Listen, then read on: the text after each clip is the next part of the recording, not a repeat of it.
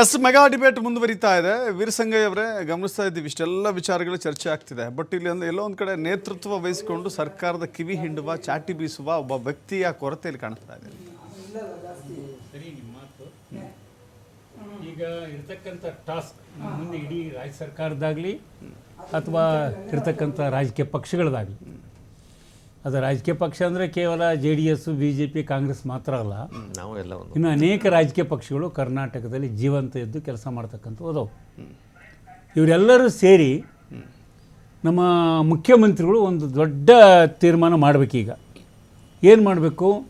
ಈಗಿರ್ತಕ್ಕಂಥ ವಾಸ್ತವ ಪರಿಸ್ಥಿತಿಗೆ ರಾಜ್ಯದಿಂದ ಏನೇನು ಮಾಡಬೇಕಾಗತ್ತೆ ಅನ್ನೋದನ್ನು ಒಂದು ವಿಶೇಷವಾದ ಸಭೆ ನಡೆಸಬೇಕು. ಒಂದು, ಅದರ ಜೊತೆಗೆ ಕೇಂದ್ರ ಸರ್ಕಾರದ ಮುಂದೆ ಯಾವ್ಯಾವ ವಿಚಾರಗಳನ್ನ ಇಟ್ಟು ಇದನ್ನು ಪ್ರಯೋಜನ ಪಡ್ಕೊಳ್ಳಿಕ್ಕೆ ಬೇಕಾದಂಥ ಕಾರ್ಯಗಳನ್ನು ನಿರ್ವಹಿಸಬೇಕು.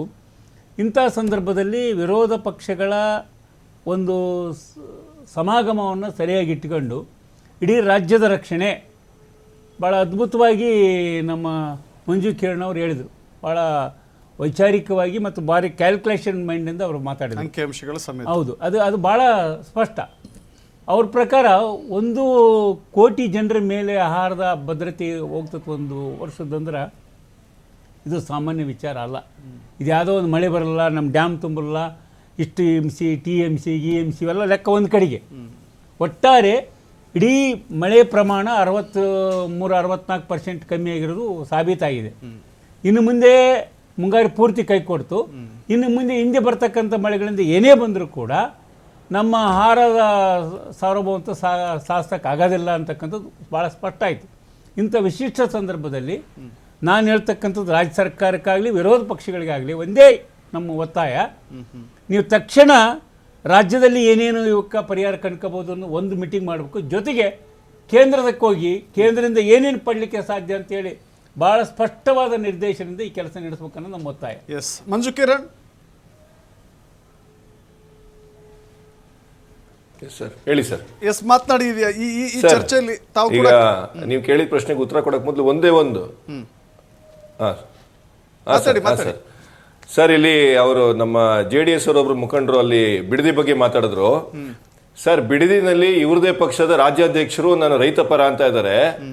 ಜಂಗಮ್ ಕೋಟೆನಲ್ಲಿ 2800 ಎಕರೆ ಅಕ್ವೇರ್ ಆಗ್ತಾ ಇದೆ, ಅದನ್ನು ಭೂಮಿ ಉಳಿಸ್ಕೋಬೇಕು ಅಂತ ಹೋರಾಟ ಮಾಡ್ತಾ ಇರೋದ್ರಲ್ಲಿ ಇವ್ರದೇ JDS ಒಬ್ರು MLA ಕೂತ್ಕೊಂಡು ಏನ್ ಹೇಳ್ತಾರೆ ಅಂತ ಹೇಳಿದ್ರೆ ಅಲ್ಲಿರೋ ರೈತರೆಲ್ಲ ಕಳ್ಳರು ಅಂತಾರೆ. ಹಂಗಾದ್ರೆ ಇವ್ರದ್ದು ರೈತ ಪ್ರೇಮಿ, ರೈತ ಪ್ರೀತಿ ಬರೀ ರಾಮನಗರ ಜಿಲ್ಲೆಗೆ ಮಾತ್ರ, ಜಂಗಮ್ ಕೋಟೆ ಇವ್ರಿಗೆ ಗೆಲ್ಸೋರಲ್ಲ ಓಟ್ ಹಾಕ್ಬಿಟ್ಟು ಅವ್ರ ಮೇಲೆ ಪ್ರೀತಿ ಇಲ್ವಾ?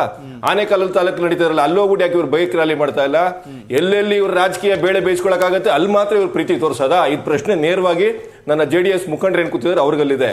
ಎರಡನೇದು, ನಮ್ಮ ನಾಡಗೌಡ ಸಾಹೇಬರು ಮಾತಾಡ್ಬೇಕಾದ್ರೆ ಒಂದು ಮಾತಾಡಿದ್ರು, ಮುಖ್ಯಮಂತ್ರಿಗಳಿಗೆ ಸರ್ ಮುಖ್ಯಮಂತ್ರಿಗಳಿಗೆ ಹನಿಮೂನ್ ಪೀರಿಯಡ್ ಕೊಡಬೇಕು ಅಂತ. ನಾಡಗೌಡ ಸಾಹೇಬ್ರೆ, ಮುಖ್ಯಮಂತ್ರಿಗಳು ನಾನು ಮುಖ್ಯಮಂತ್ರಿ ಆಗಬೇಕು ಅಂತ ಕಳೆದ 1.5 ವರ್ಷದಿಂದ ಪ್ರಿಪೇರ್ ಆಯ್ತಾ ಇದ್ರು. ಅವ್ರಿಗೆ ಹನಿಮೂನ್ ಪೀರಿಯಡ್ ಬೇಡ. ಜೊತೆಗೆ ಅವರು ಈ ರಾಜ್ಯದ ಉಪಮುಖ್ಯಮಂತ್ರಿಗಳಾಗೂ ಕೂಡ ಕಾರ್ಯನಿರ್ವಹಣೆ ಮಾಡಿದ್ದಾರೆ. ಅವ್ರಿಗೆ ಹನಿಮೂನ್ ಪೀರಿಯಡ್ ಅವಶ್ಯಕತೆ ಇಲ್ಲ. ಅಂಡ್ ಅವ್ರು ನಿನ್ನೆ ಮೊನ್ನೆ ರಾಜಕೀಯಕ್ಕೆ ಬಂದವರಲ್ಲ, ಅವರೇ ಹೇಳ್ತಾರೆ 40 ವರ್ಷದಿಂದ ರಾಜಕಾರಣಿ, ನಾನು ಬೈ ಪ್ಯಾಷನ್ ರಾಜಕಾರಣಿ ಅಂತೇಳಿ. ಹಾಗಾಗಿ ನಿಮ್ದು ಆ ಉತ್ತರ ಸಮರ್ಥನೆ ಕೊಡಿಸಲ್ಲ. ನಾನು ರಾಜಕೀಯ ಮಾತಾಡಕ್ಕೆ ಇಷ್ಟ ಇಲ್ಲ. ಆದ್ರೆ ನಮ್ಮ ವೀರಸಂಗಯ್ಯ ಅವ್ರು ಹೇಳ್ದಂಗೆ ಸರ್, ನಮ್ಗಿರೋದು ಇಷ್ಟೇ ಸರ್ ವಿಚಾರ. ಈಗ ಬರ ಪರಿಸ್ಥಿತಿ ಬಂದು ನಮ್ಮ ಮುಂದೆ ನಿಂತ್ಕೊಂಡಿದೆ. ಈಗ ಮಾಡ್ಬೇಕಾಗಿರೋದು ವಿಚಾರ ಏನು? ಬೆಳೆ ವಿಮೆನ ಸಮಗ್ರವಾಗಿ ಎಲ್ಲರೂ ಮಾಡ್ಕೋಬೇಕು ಅಂತೇಳಿ ಒಂದು ದೊಡ್ಡ ಮಟ್ಟದ ಅಭಿಯಾನ ಈ ಕೂಡಲೇ ರಾಜ್ಯ ಸರ್ಕಾರದಿಂದ ಹೊರಡಬೇಕು. JDಗಳಿಗೆ ಇದೊಂದು ತಾಕೀತ್ ಮಾಡಿ, ಏನು SIRಗೆ ಮನೆ ಮನೆಗೆ ಕಳಿಸಿ ಹೆಂಗೆ SIR ಮಾಡಿಸ್ತಾ ಇದ್ದಾರೆ, ಅದೇ ರೀತಿ ಬೆಳೆ ವಿಮೆನ ಮನೆ ಮನೆಗೆ ಕಳಿಸ್ಬಿಟ್ಟು ಬೆಳೆ ವಿಮೆ ಮಾಡಿಸ್ಬೇಕು ಸರ್. ಅದ್ರ ಮೂಲಕ ಒಂದಷ್ಟು ಆರ್ಥಿಕ ನಷ್ಟವನ್ನು ನಾವು ಬರ್ಸ್ಕೊಳಕ್ಕಾಗ್ತದೆ. ಅದೇ ರೀತಿ ಡ್ರಾಟ್ ರೆಸಿಸ್ಟೆಂಟ್ ಬಿತ್ತನೆ ಬೀಜಗಳು ಬರ್ತವೆ ಸರ್, ಬರ ನಿರೋಧಕ ಬಿತ್ತನೆ ಬೀಜಗಳೊಂದು. ಅದು ಆಕ್ಚುಲಿ ಹೇಳ್ಬೇಕಂತ ಹೇಳಿದ್ರೆ ನಮ್ಮ ಹತ್ರ ಇದ್ವು, ಇವೆಲ್ಲ ಪಾರಂಪರಿಕವಾಗಿ ಇದ್ವು, ಅದನ್ನೆಲ್ಲ ಸಾಯಿಸ್ಬಿಟ್ಟಿದೀವಿ. ಅದು ಬೇಡ, ಆ ಸಬ್ಜೆಕ್ಟ್ ಮಾತಾಡ್ತಾ ಹೋದ್ರೆ ಇನ್ನೇನೇನು ಹೋಗ್ತದೆ. ಅದು ಆ ಥರ ಬಿತ್ತನೆ ಬೀಜಗಳನ್ನ ಕೊಟ್ಟು ಬೆಳೆ ಬೆಳೆಯೋದಕ್ಕೆ ಏನು ಮಾಡಬೇಕು ಅನ್ನೋದನ್ನ ಇಮ್ಮಿಡಿಯೇಟ್ ಆಗಿ ನಾವು ಅದ್ರ ಕೈಗೆತ್ಕೋಬೇಕು. ಮೂರನೇದು, ಇಮ್ಮಿಡಿಯೇಟ್ ಆಗಿ ಕೇಂದ್ರ ಸರ್ಕಾರ ಮತ್ತೆ ರಾಜ್ಯ ಸರ್ಕಾರ, ಯಾಕಂದ್ರೆ ಇಡೀ ರಾಷ್ಟ್ರದಲ್ಲಿ ಆಗ್ತಾ ಇರುವಂತ ಬರ ಪರಿಸ್ಥಿತಿ ಬರೀ ರಾಜ್ಯಕ್ಕೆ ಮಾತ್ರ ಸೀಮಿತ ಅಲ್ಲ. ಇದು ರೈತರ ಬೆಳೆ ಸಾಲಗಳಿಗೆ ಯಾವುದೇ ರೀತಿಯ ಬಡ್ಡಿಯನ್ನು ಹಾಕಬಾರದು. ಮತ್ತೆ ಅದನ್ನ ಈ ವರ್ಷ ಎಸ್ಪೆಷಲಿ ಇದು ವಿಶೇಷ ಪರಿಸ್ಥಿತಿ ಆದ್ರಿಂದ ಬೆಳೆ ಸಾಲವನ್ನ ಮನ್ನಾ ಮಾಡೋದಕ್ಕೆ ಏನ್ ಮಾಡಬೇಕು, ಮತ್ತೆ ರೈತನನ್ನ ಕಾಪಾಡೋದಕ್ಕೆ ಕೋವಿಡ್ ಟೈಮಲ್ಲಿ ಇವ್ರನ್ನ ಕಾಪಾಡೋದಕ್ಕೆ, ಯಾರನ್ನ ಈ ಕೈಗಾರಿಕೆಗಳನ್ನ ಕಾಪಾಡೋದಕ್ಕೆ ESI ಇಷ್ಟು ಕೋಟಿ ಕೊಡ್ತೀವಿ, PF ಅಷ್ಟು ಕೋಟಿ ಕೊಡ್ತೀವಿ ಅಂದ್ಕೊಂಡು ಇವರ ಉದ್ಯಮಿಗಳನ್ನ ಕಾಪಾಡ್ತು ಯಾವುದೋ ಸೆಂಟ್ರಲ್ ಗೌರ್ಮೆಂಟು.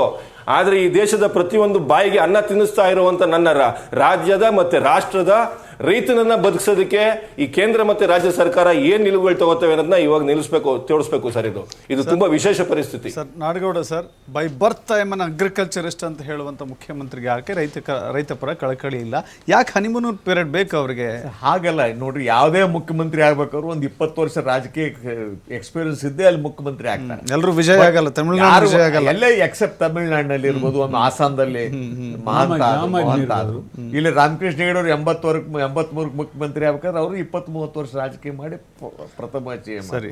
ಅದು ಏನಂದ್ರೆ ಸರ್ಕಾರದಲ್ಲಿ ಕೂತ್ಕೊಂಡಾಗ, ಮುಖ್ಯಮಂತ್ರಿಯಾಗಿ ಕೂತ್ಕೊಂಡಾಗ ಅವ್ರಿಗೊಂದು ಸ್ವಲ್ಪ ಟೈಮ್ ಕೊಡ್ಬೇಕಾಗತ್ತೆ. 3 months ಬಟ್ ಟೈಮ್ ತೆಗೆದುಕೊಳ್ಳೋ ಹನಿಮೂನ್ ಟೈಮ್ ಅನ್ನು ತೆಗೆದುಕೊಳ್ಳುವ ಸಂದರ್ಭದಲ್ಲಿ ಇದ್ದೇವೆ ನಾವು. ಸಿಚುವೇಶನ್ ಇದು ನಾನೇನ್ ಹೇಳುದಂದ್ರೆ, ಈ ಪರಿಸ್ಥಿತಿಯಲ್ಲಿ ರಾಜಕೀಯ ಮಾಡೋ ಪರಿಸ್ಥಿತಿ ಅಲ್ಲ.